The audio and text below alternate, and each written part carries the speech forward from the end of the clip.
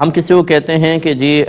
جتنا بھی انسان اپنی چیز پہ نفع لینا چاہے وہ لے سکتا ہے، بشرطے کہ یہ زیادہ نفع لینا دوسروں کے لیے باعث تکلیف نہ ہو۔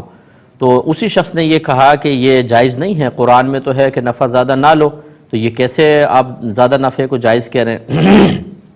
یہاں پر بھی دیکھیں وہی بات ہے، کہیں قرآن میں نہیں لکھا یا حدیث میں نہیں لکھا کہ زیادہ نفع لینا منع ہے۔ یہ لوگ بعض لوگ کہتے ہیں کہ جی آٹے میں نمک کے برابر نفع جائز ہوتا ہے، اس سے زیادہ نہیں۔ یہ بھی قول کسی قرآن و حدیث میں نہیں ہے، کسی بزرگ کا نہیں ہے، لوگوں کی اپنی بنائی ہوئی بات ہے۔ یہ ایک پین اگر 5 روپے کا آتا ہے، میں اس کو 5 لاکھ کا بیچ سکتا ہوں، یہ میری مرضی ہے۔ بس ان چیزوں کو بہت زیادہ مہنگا کر کے بیچنا منع ہوتا ہے جو لوگوں کی سخت ضرورت کی ہیں، اور اس مہنگائی کی وجہ سے ان لوگوں کو شدید اذیت پہنچے گی، وہ اذیت میں مبتلا ہوں گے، جیسے غلہ وغیرہ خاص طور پر، کہ اور ضرورت بھی بہت زیادہ ہو،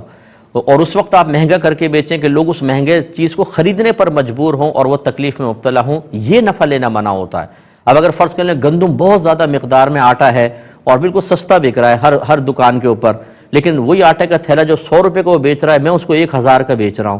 شرعاً بالکل جائز ہے، کیونکہ میرے اس بیچنے سے وہ مجبور نہیں ہے کہ وہ مجھ سے آ کے خریدے، نہیں لے دوسری جگہ جا کے لے لے گا، تو وہ تکلیف میں مبتلا نہیں ہوگا۔ تو پھر یہ اگر فرض کر لیں کہ میں 1000 کا بیچ رہا ہوں اور کوئی میری عقیدت میں صاحب آپ 1000 کا بیچ رہے ہیں، ہم آپ سے 1000 کے لیں گے، اور اس نے لے لیا، تو یہ میرے لیے 900 کا نفع جو میں نے اضافی لیا بالکل شرعاً جائز ہے، اس میں کوئی منع نہیں ہے۔